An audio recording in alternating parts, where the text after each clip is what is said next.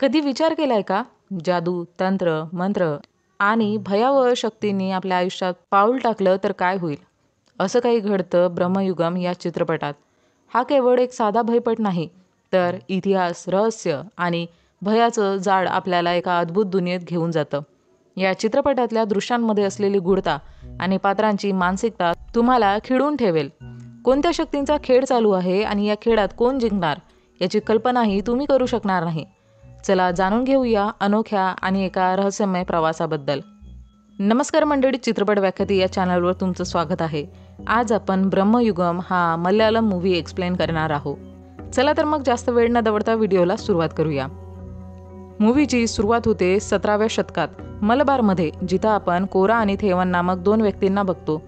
कोरा आणि थेवन हे आपल्या गावातून पडून आले होते आणि तिथे पोर्तुगीजांनी हल्ला केला होता. आता ते दुसऱ्या ठिकाणी जात आहेत आणि त्यांना तिथे पोहोचण्यासाठी भरतपुरा नदी पार करावी लागणार आहे. पण आता संध्याकाळ झाली आहे आणि नदीचा प्रवाह खूप जास्त असल्यामुळं त्यांना नाईलाजास्तव जंगलात रात्र काढावी लागते. ते दोघं तिथं उजेड आणि जंगली प्राण्यांपासून वाचण्यासाठी आग पेटवतात. तेव्हाच कोराला जंगलामधून विचित्र आवाज येऊ लागतात. तर कोरा आजूबाजूला बघतो तर त्याला तिथं यक्षिणी दिसते आणि तिला बघून तो मोहित होतो आणि तिच्या मागे जाऊ लागतो. ती खूप सुंदर असते, पण तितकीच डेंजर पण असते. थेवन कोराला तिच्या जाळ्यात अडकण्यापासून रोखतो, बट कोरा त्याचं ऐकत नाही आणि तो यक्षिणीच्या मागे जातो आणि यक्षिणी त्याला संपवते. थेवन तिकडून जीव वाचून पडतो. यक्षिणीबद्दल असं बोललं जातं की ती ह्युमनशी संभोग करून मग त्यांचा जीव घेते. आता थेवन एकटाच पडला होता.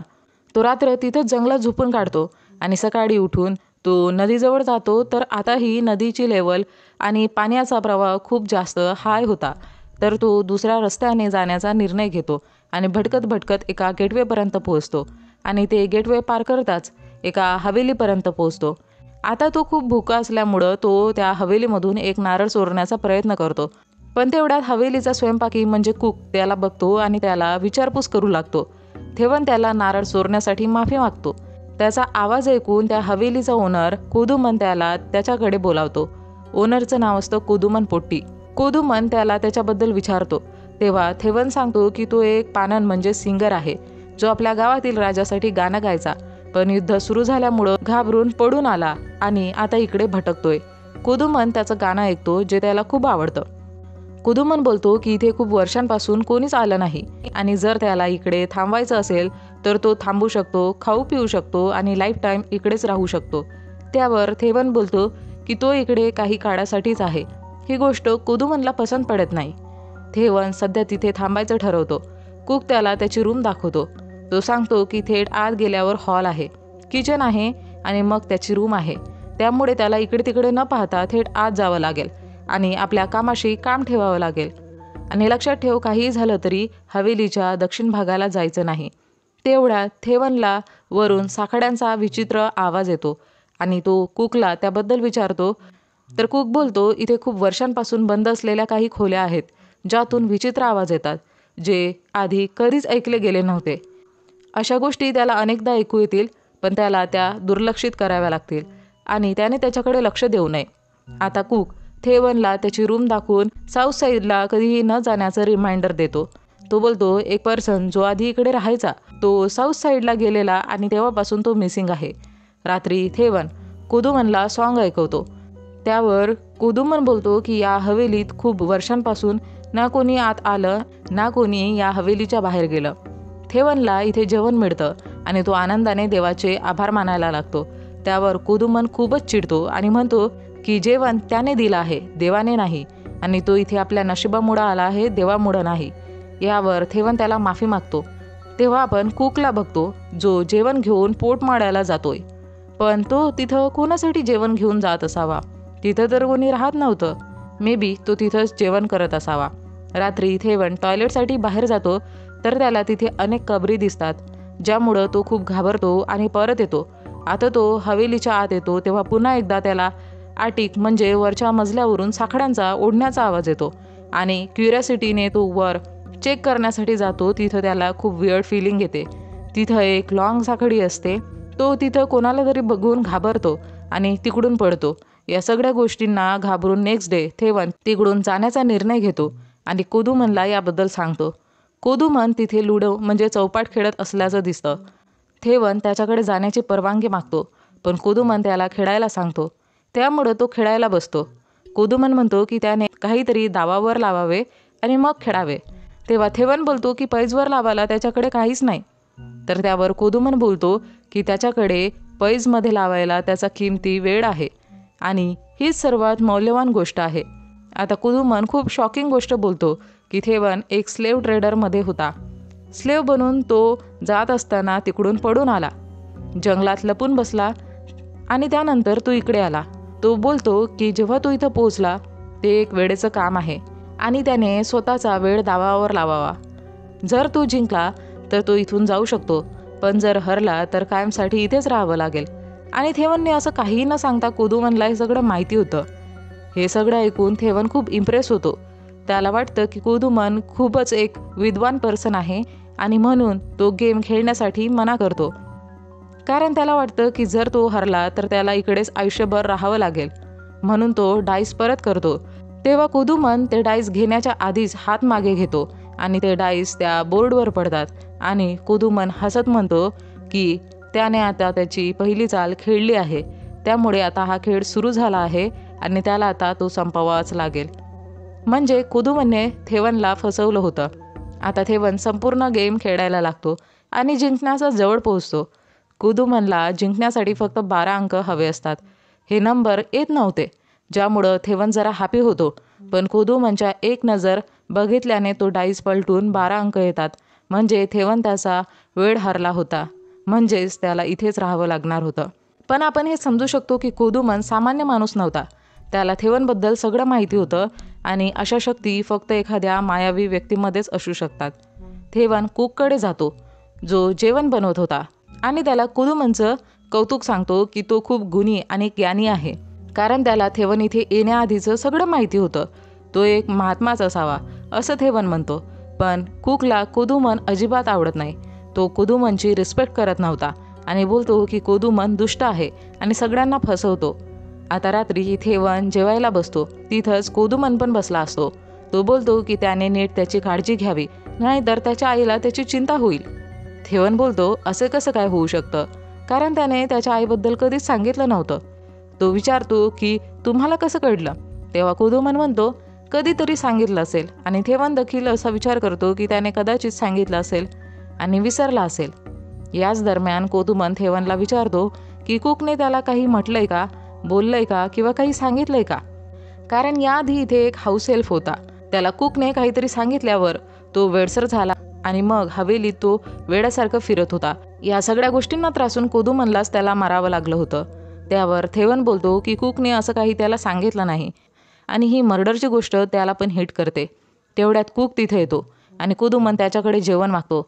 पण कुक रागाने म्हणतो की त्याचं आधीच 4 वेळा खाऊन झालं आहे आणि आता जेवण संपलं आहे. या गोष्टीवर कोदूमन भडकतो आणि त्याच्या रागामुळं पूर्ण हवेली थरारू लागते. हे बघून थेवन खूप घाबरतो.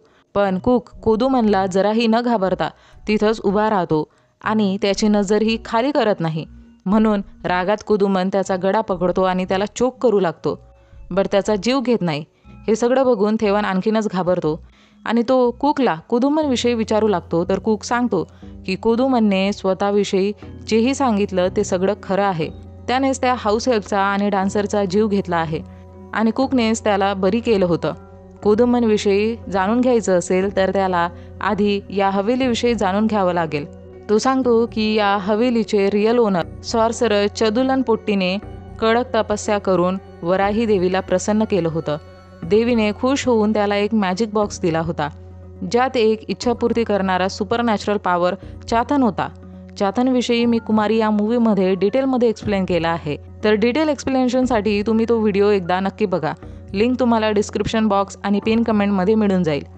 चाथन एक प्रकारचे डिमन्स असतात जे तुमची इच्छापूर्ती करतात. चदुलनला चाथन देऊन देवी निघून गेली होती. त्यानंतर चदुलनने चाथनवर खूप जुलूम करायला सुरुवात केली होती. त्याला खूप टॉर्चर केलं. या सगळ्याला कंटाळून एक दिवशी चाथनने चदुलनला नशेत असताना तो बोलला की त्याच्या तोंडात त्याने बघावं, त्याला हेल दिसेल. जेव्हा मग चदुलनने चाथनच्या तोंडात बघितलं तर चाथनने त्याची आत्मा गिळून चदुलनला संपवलं. त्यानंतर त्याच्या सगळ्या वंशजांना त्याने संपवलं. चाथनला संपवण्यासाठी तिथं वेगवेगळे सॉर्सरर्स आले, पण त्याला कोण अडू शकलं नाही. त्याने सगळ्यांना संपवलं, त्यांचा आत्मा गिळून. पण एक दिवशी चदुलनचा शेवटचा वंशज कोदुमनपोट्टी तिथं आला आणि त्याने चाथनला पोटमाळ्यावर कैद केलं. त्याने ते करून दाखवलं जे आतापर्यंत कोणीच करू शकलं नव्हतं. म्हणजे कोदुमन खूप जास्त पॉवरफुल होता आणि त्याचा प्रत्यय पण आपल्याला आला होता. तेव्हा थेवन बोलतो की त्याने पोटमाळ्यावर चाथनलाच बघितलं होतं, पण तो तर तिकडून घाबरून पडाला होता, तर मग त्याने चाथनला केव्हा बघितलं? आता कुक त्याला बोलतो की त्याने इकडे तिकडे भटकू नये, फक्त आपल्या कामाशी काम ठेवावं, नाहीतर त्याला त्याच्यासाठी पण एखादी कबर खोदावी लागेल. रात्री परत थेवन कुकच्या बोलण्याला इग्नोर करून रात्री इकडे तिकडे भटकतो. तर तो बघतो की कोदुमन वर्शिप प्लेसला आहे आणि त्याच्याकडे यक्षिणी आली आहे. ते दोघं इंटिमेट होत आहे. हे सगळं थेवन लपून बघतो आणि घाबरून तिकडून त्याच्या रूममध्ये पडतो. कोदुमन एक ह्युमन यक्षिणीसोबत इंटिमेट होत होता, पण नॉर्मल पर्सन असं करू शकत नव्हता, कारण यक्षिणीशी संभोग म्हणजे मरणं. त्यावरून आपल्याला लक्षात येतं की कोदुमन काही नॉर्मल व्यक्ती नव्हता. नेक्स्ट मॉर्निंग थेवन कुकला बोलतो की त्यांनी इकडून पडून गेलं पाहिजे, ही जागा शापित आहे. पण कुक त्याच्या बोलण्याकडे लक्ष देत नाही, म्हणून मग तो एकटाच तिकडून पडतो. तर त्याला कोदुमन भेटतो. तर थेवन त्याला जाण्याची परमिशन मागतो. तर कोदुमन बोलतो की आता तर पाऊस सुरू आहे, तर त्याने जरा वेळ थांबावं आणि मग पाऊस थांबला की निघावं. आतापर्यंत क्लिअर वातावरण होतं आणि कोदुमनच्या अशा बोलण्याने अचानक तिथं पाऊस पडायला लागतो. कोदुमन हसून बोलतो, या पावसाचा काही भरवसा नाही, काय माहीत हा पाऊस काही दिवसही चालेल, काही आठवडेही चालेल, किंवा काही महिनेही चालेल, किंवा काही वर्ष पण. जेव्हा डान्सरला इकडून जायचं होतं तेव्हा लगातार 3 वर्ष पाऊस बरसत होता आणि मग हळूहळू त्याची स्मरणशक्ती पण गेली. तो बोलतो डान्सरला डान्स करता आला पाहिजे, सिंगरला गाणं गाता आलं पाहिजे, आणि त्यांना जर हे करता आलं नाही तर ते जीवन योग्य नाही. त्यावर थेवन बोलतो की संगीत देवाची देणगी आहे आणि जी मनुष्याला मोक्ष देते. त्यावर कोदुमन बोलतो हे ब्रह्मयुगम आहे, म्हणजे कलयुगम. या युगामध्ये देव नाही, तर पूजापाठ करूनही फायदा नाही, आणि हे युग देवाच्या जाण्यानेच सुरू झालं तर मग पूजापाठ करूनही ते इकडे परत येणार नाही. त्यावर थेवन माफी मागून गाणं गाण्याबद्दल बोलतो. त्यावर कोदुमन बोलतो की त्याला गाणं गाण्याची काही गरज नाही, आता त्याचा प्रेझेन्स त्याला खटकतोय, जसा त्या हाऊस हेल्परचा प्रेझेन्स त्याला खटकत होता. आता परेशान होऊन थेवन तिकडे पडला असताना कुक त्याला ड्रिंक करायला देतो आणि थेवन सांगतो की त्याची आई एकटी आहे जी खूप कष्ट करते. तिनेच त्याला ती उजव्या कानात घातलेली बाली पण दिली होती. तो ती बाली कुकला पण दाखवतो. त्यानंतर थेवन कुकला ड्रिंक ऑफर करतो, तर कुक बोलतो की त्याच्या घरी कोणीच नाही आणि तो ड्रिंक पण करत नाही. त्यानंतर थेवन झोपी जातो आणि बघतो की चाथनने त्याच्यावर अटॅक केलाय. घाबरून तो उठतो तर बघतो की त्याचं ते स्वप्न होतं. तो बाहेर बघतो तर कुक एक खड्डा खोदत होता. तर थेवनला वाटतं की हे त्याच्यासाठीच आहे, ज्याला घाबरून तो तिकडून पडतो, पण गेटवेला क्रॉस करू शकत नाही. त्याला रक्ताच्या उलट्या होतात. तर तो हवेलीत परत येऊन कोदुमनला माफी मागून जाण्याची परमिशन मागू लागतो. तर कोदुमन मना करून त्यावर हसू लागतो. आता कुक त्याला मेडिसिन देऊन बोलतो की तो एकटा इथे फसला नाही, तर कोणीच इथे आलं की इकडून परत जाऊ शकत नाही. हे एक मायाजाल आहे आणि सगळे त्यात फसत जातात आणि त्यांची स्मृती गमावतात. तो थेवनला विचारतो, तुला काही स्वतःबद्दल आठवतंय का? त्यावर थेवन बोलतो की तो इथे काही महिन्यांपासून आहे आणि तो स्वतःचं आणि त्याच्या आईचं पण नाव विसरला असतो. आता कुक थेवनला पोटमाळ्यावर नेतो आणि मंडळी इथे उघडतात मूवीचे सगळे रहस्य. ॲक्च्युली पोटमाळ्यावर जो होता त्यासोबत पण तसंच झालं होतं जसं इतरांसोबत होत होतं, आणि तो व्यक्ती त्याचं पण नाव विसरला होता, सगळंच विसरला होता. आणि हा कोण दुसरा तिसरा नसून चाथनला हरवणारा रियल कोदुमनपोट्टी होता. म्हणजे कोदुमनपोट्टीचं रूप घेऊन त्या हवेलीमध्ये राहत होता तो डिमन म्हणजे चाथन, आणि तोच तिथं येणाऱ्या प्रत्येकाला वशमध्ये करायचा आणि याच रिझनमुळं तो यक्षिणीसोबत इंटिमेट होऊ शकत होता. चाथनने वाड्याच्या अवतीभोवती असं जग बनवलं होतं की कोणी त्यामधून बाहेर पडू शकत नव्हतं. इव्हन चाथन पण इकडून बाहेर पडू शकत नव्हता. काहीतरी रिच्युअल करून त्याला या प्लेस पुरतंच मर्यादित केलं असावं, म्हणून तो इथं येणाऱ्या प्रत्येकाला तिथं कैदमध्ये ठेवत होता. कुकला त्यांनी यासाठी मारलं नसावं की मग त्याचं जेवण कोण रेडी करणार. आता कुक आणि थेवन रियल कोदुमनपोट्टीची बॉडी बरी करतात तेव्हा कुक इकडून जाण्याचा मार्ग थेवनला सांगतो की हॉलच्या खाली एक तळघर आहे जिथं धान्याचं भंडार आहे, जिथं एका बंद चेंबरमध्ये एक अखंड ज्योती आहे. तिला विझवूनच ते चातनला हरवू शकतात. चातन त्याच चेंबरच्या वर राहून त्या अखंड ज्योतीला प्रोटेक्ट करतो. पण ती चावी कुठे आहे हे कुकला माहिती नसतं. तो बोलतो, काय माहिती इतक्या वर्षात ती चावी नष्ट झाली असावी, किंवा इतक्या डेड बॉडीज इथे गाडल्या गेल्या आहेत, मे बी त्याबरोबर ती गाडली गेली असावी. तर थेवन बोलतो की ती चावी खूप स्पेशल आहे आणि ती अशीच वॅनिश होऊ शकत नाही, आणि तो चावीचा शोध लावेल. तोपर्यंत कुकने सगळी तयारी करावी. थेवन पता करतो की ती चावी कोदुमनच्या कमरेला बांधलेली आहे, पण तिला मिळवणं खूप कठीण गोष्ट आहे. आता तो कुकला त्याचा प्लॅन सांगतो. आता कुक जेवण रेडी करत असताना कोदुमन तिथं येतो आणि कुकचा गळा दाबत बोलतो की त्याने थेवनला त्याची दारू का दिली. आता तो थेवनला पण मारण्याचा आदेश देतो. कोदुमन हॉलमध्ये बसला असताना थेवन त्याच्याकडे जातो आणि चावी घेण्याचा प्रयत्न करतो आणि कुकची हेल्प मागतो, पण कुक तिथं नसतो. आता थेवन कोदुमनकडून ती चावी घेण्याचा प्रयत्न करतो, तर चातन त्यावर अटॅक करून त्याची आत्मा खाणारच. तर आधीच कुक ती चावी घेतो आणि तो त्या चेंबरला जाऊन ती अखंड ज्योती विझवतो. थेवन कुकला शोधतो आणि त्याच्याशी भांडू लागतो की कुकने त्याला दावावर लावून ही चावी मिळवली. बट ही भांडण्याची वेळ नव्हती, म्हणून ते वर्शिप रूम जाऊन देवी वराईने दिलेला बॉक्स शोधतात, ज्यात त्यांना चातनला कैद करायचं असतं. नाहीतर ते इकडून पडून जरी गेले असते तर चातनने त्यांना शोधून संपवलं असतं. ते दोघंही चातनला शोधू लागतात, पण त्याआधी कुक थेवनला समजावतो की चातन खोटं बोलून त्याला फसवू बघेल, त्यांना कमजोर करू बघेल, तर त्यांना त्याच्या जाळ्यात फसायचं नाही. आता चातन तिथंच तडघरातच त्यांना दिसतो. आता कुक रिव्हील करतो की तो चातनला मारून त्याचा बदला पूर्ण करेल, कारण तो आहे कोदुमन पोट्टीचा मुलगा.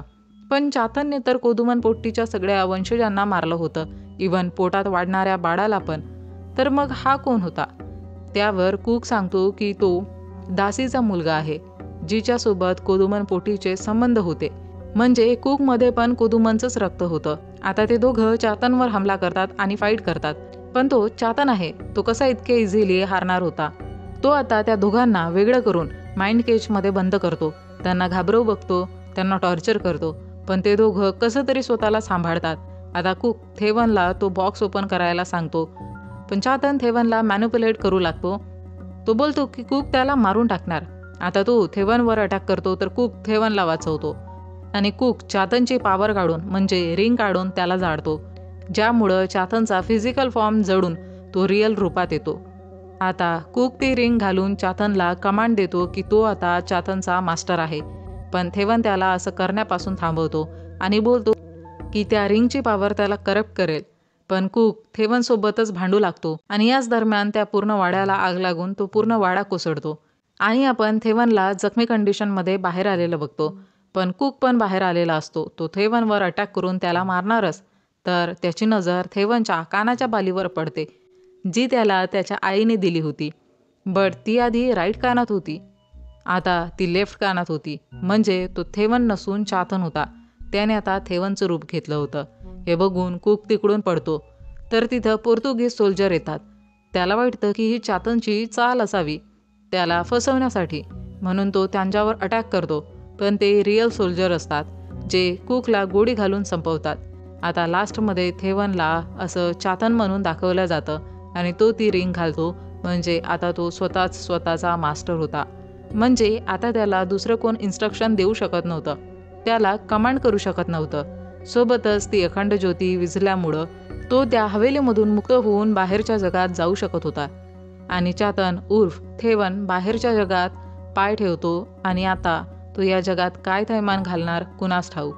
आणि या स्टोरीवर मूवीचा इथे द एंड होतो. तर मंडळी, हे होतं ब्रह्मयुगम या मूवीचं एक्सप्लेनेशन. ब्रह्मयुगम चित्रपटाचा शेवट प्रेक्षकांना एक सखोल विचार करायला लावतो की भय, अंधश्रद्धा आणि मानवी प्रवृत्ती यांची ओळख किती गुंतागुंतीची असते. या चित्रपटाच्या अंतात केवळ भयकथा सांगितली गेली नाही, तर मानवी मनाच्या गूढतेवर आणि त्याच्या मर्यादांवरही एक प्रकाश टाकण्यात आला आहे. शेवटच्या क्षणी घटनांचा उत्कर्ष आणि पात्राच्या संघर्षातून एक गोष्ट स्पष्ट होते की वाईट शक्ती आणि त्यांच्याशी लढण्याची जिद्द यांचा खेळ सदैव चालू राहतो. चित्रपटाचा क्लायमॅक्स नाट्यमय असला तरी तो अनेक प्रश्न अनुत्तरित ठेवतो, ज्यामुळे प्रेक्षकांना पुढील संभाव्य कथाबद्दल विचार करायला लावतो. त्यामुळे ब्रह्मयुगम केवळ एक भयपट नसून मानवी अस्तित्वाच्या सखोल प्रश्नांचा शोध घेणारी एक कथा आहे. तर मंडळी, मूवी आणि माझं एक्सप्लेनेशन आवडल्यास व्हिडिओला लाईक, शेअर, कमेंट करून चॅनलला सबस्क्राईब करा. सोबतच बेल आयकॉनला प्रेस करा, म्हणजे येणाऱ्या प्रत्येक नवीन व्हिडिओची नोटिफिकेशन तुम्हाला सर्वात आधी मिळेल आणि तुमचा एकही व्हिडिओ मिस होणार नाही. चला तर मंडळी, भेटूया आपण लवकरच एका नवीन व्हिडिओमध्ये. तोपर्यंत टाटा, बाय बाय.